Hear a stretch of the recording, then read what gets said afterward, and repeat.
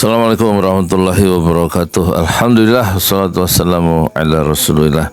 Boleh nggak baca Quran itu dipamerkan? Pamer baca Quran. Misalnya saya baca Quran 1 juz sehari. Sekarang tanggal 27 saya pamerkan. Saya baca 7 juz 27 dan di YouTube kan, sehingga orang bisa melihat saya membaca Quran 1 juz selama 50 menit. Boleh nggak dipamerkan? Boleh nggak Timothy Rolando memamerkan bagaimana cara dia mengembangkan kekayaannya sampai 1 triliun rupiah ya, dengan main Bitcoin ya, dan kripto, saham dan lain-lain di usia 24 tahun. Boleh nggak dia melakukan flexing, pamer? Boleh nggak Raffi Ahmad memamerkan kekayaannya sebagai seorang artis dengan dengan entertainment dan lain-lain? Boleh nggak saya bilang saya mau menghafal Quran 30 juz di usia 64 dan menghafal 7 baris baru setiap hari? Boleh nggak ya Gus Baha mengatakan bahwa dia hafal Quran? Boleh nggak Ustadz Adi Hidayat mengatakan bahwa dia hafal Quran dan bisa bahasa Arab, bahasa Inggris, bahasa Perancis, bahasa Jepang? Boleh nggak Ustadz Abdul Somad dia memamerkan kemampuan intelektualnya dalam perbandingan mazhab sebagai lulusan sebuah fakultas Usuluddin atau Syariah di Mesir, di Al-Azhar Mesir? Boleh nggak pamer? Boleh nggak saya mendokumentasikan setiap subuh saya jalan ke Masjid 6 Syuhada untuk salat subuh berjamaah selama 70 subuh, sehingga videonya ada 70 subuh untuk menghidupkan salat berjamaah di sana? Boleh nggak pamer? Boleh nggak pamer bahwa Andre Irawan itu punya 2000 ya pusat pegadaian di seluruh Indonesia ya sebelum usia 40 tahun?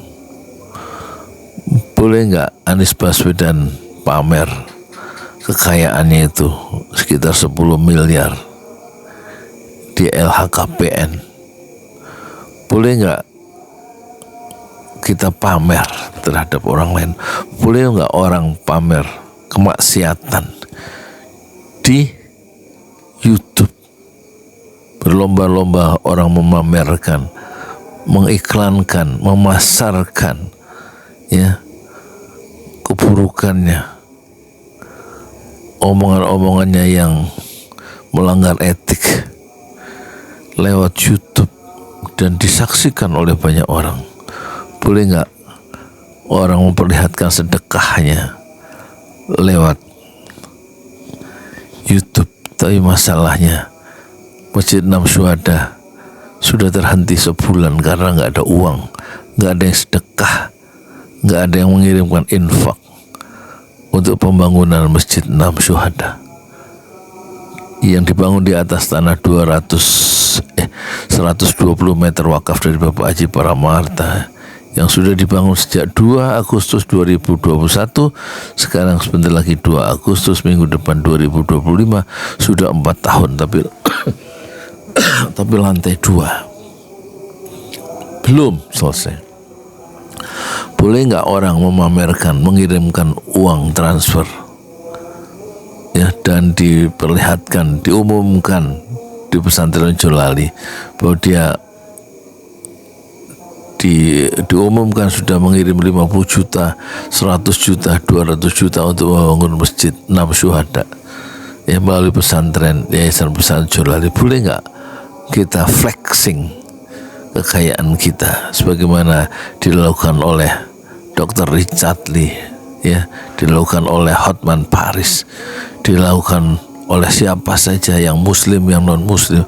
Boleh nggak pamer sholat tahajud bahwa saya tadi sholat tahajud 11 rakaat, Boleh nggak Dokter Zakir Naik mengatakan bahwa dia sholat 5,5 jam satu hari, ya, 2 jam untuk sholat tahajud, 40 menit untuk satu waktu kali 5 waktu 200 menit, berarti itu 3 jam 20 menit tambah 2 jam sholat tahajud, jadi dia sholat itu 2 tambah 3 jam 20 menit, 5 jam 20 menit. Dan dia bilang Dokter Zakir Naik dia sholat tahajud, sholat duha 20 menit, jadi semuanya 5 jam 40 menit. Boleh nggak dia memamerkan ibadahnya itu lewat YouTube? Dan dia lakukan dengan lewat wawancara dengan Dr. Richard Lee, Dr. Zakir Naik. Boleh nggak Dr. Zakir Naik bilang bahwa dia punya 6 stasiun TV satelit untuk dakwah? Boleh nggak dia mengatakan bahwa dia berdakwah, melakukan perjalanan dakwah ke 15 negara? Boleh nggak orang melakukan flexing kekayaan, melakukan pamer dalam dakwahnya, melakukan pamer dalam ibadahnya di era yang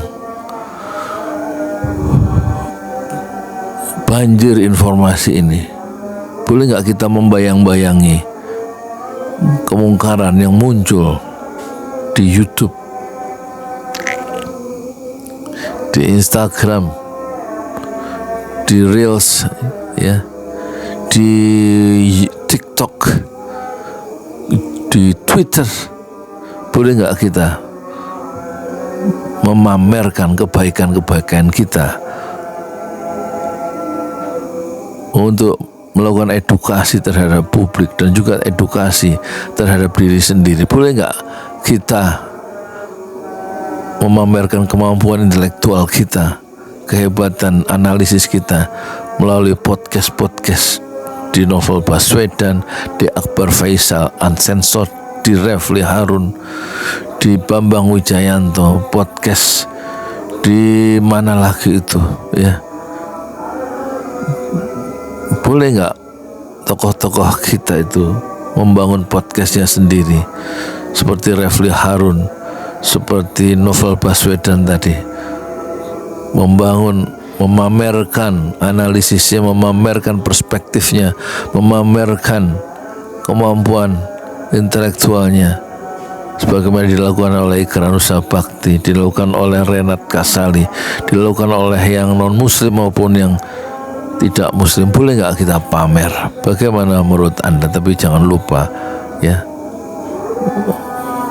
infakkan sedekah Anda untuk membangun masjid, kurang 100 juta lagi sehingga selesailah Masjid 6 Syuhada. Menurut Rasulullah, man bana masjidan lillah, siapa yang bangun masjid karena Allah, banallahu lahu fil jannah mithlah, maka Allah pasti membangunkan sebuah rumah di surga. Hadis Muslim.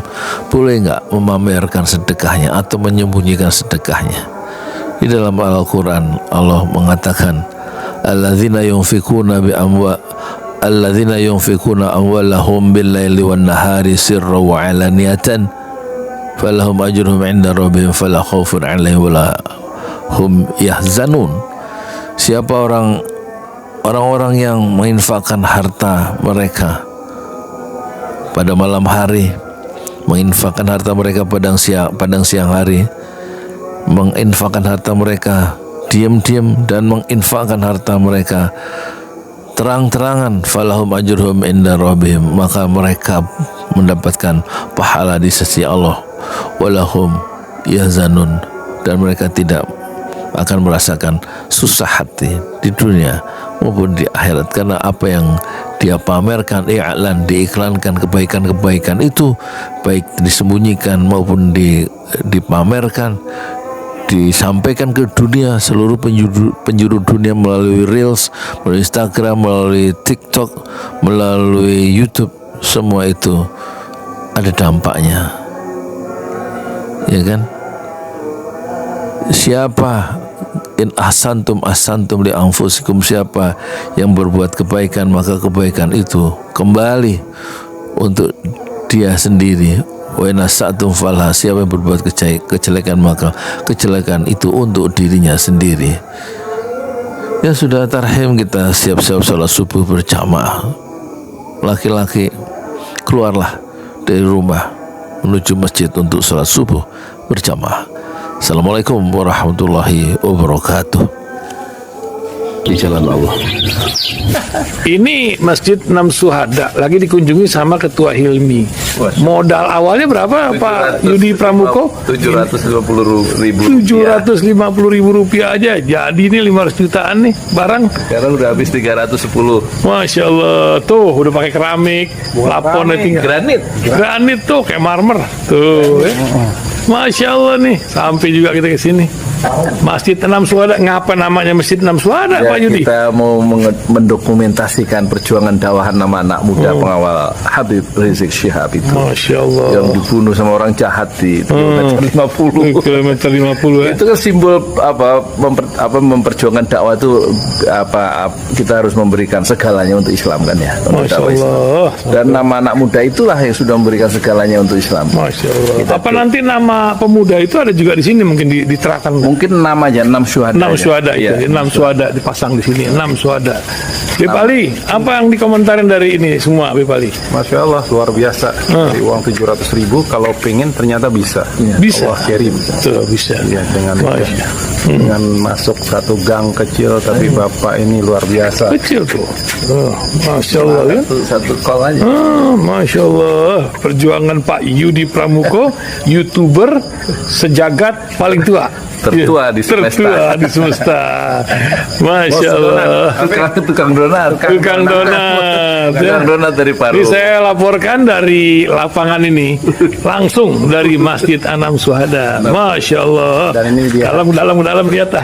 Tuh lihat tuh masjidnya. Tuh imamnya di situ tuh. Malam-malam lagi kita. Masya Allah. Masih kurang nih. Atapnya katanya transfer aja. Masjid Enam Syuhada sebentar lagi selesai. Dinding lubang angin sebagian sudah terpasang, lantai 2 dan kemudian plafon termasuk lantai bukan keramik, granit 150 dus bersama tiang-tiang yang ada 16 setinggi 4,5 meter. Kemudian finishing terakhir adalah tangga menjebol atap ya, lantai pertama untuk masuk ke lantai 2.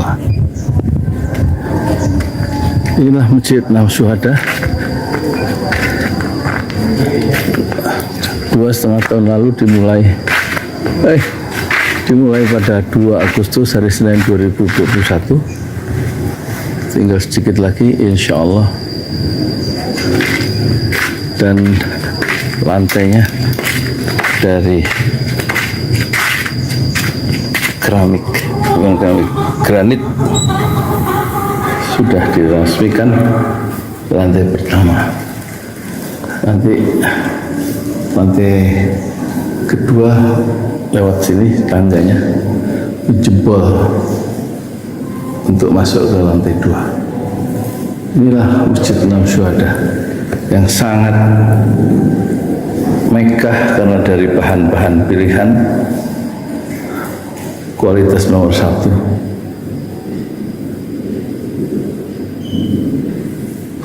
Tinggal sekitar 80 juta lagi finishing lantai atas selesai insya Allah.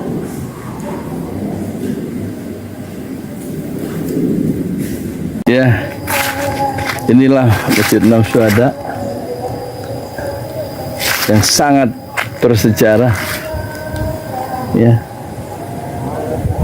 dalam sejarah dakwah Indonesia modern insya Allah, karena ini dibangun dalam konteks kezaliman rejim penguasa yang sudah membunuh 6 santri dari front Laskar Front Pembela Islam, dan kita abadikan pengorbanan dan perjuangan dakwah mereka sehingga kita sebut namanya Masjid Enam Syuhada. Mereka mengawal perjalanan dakwah gurunya Habib Rizik Syihab dan mereka dicegat oleh orang-orang jahat di kilometer 50 Saya Yudi Pramuko, tukang donat dari Parung Juber, tertua di semesta Fasbir Sabrun Jamila. Bersabarlah dengan kesabaran yang indah. Assalamualaikum warahmatullahi wabarakatuh.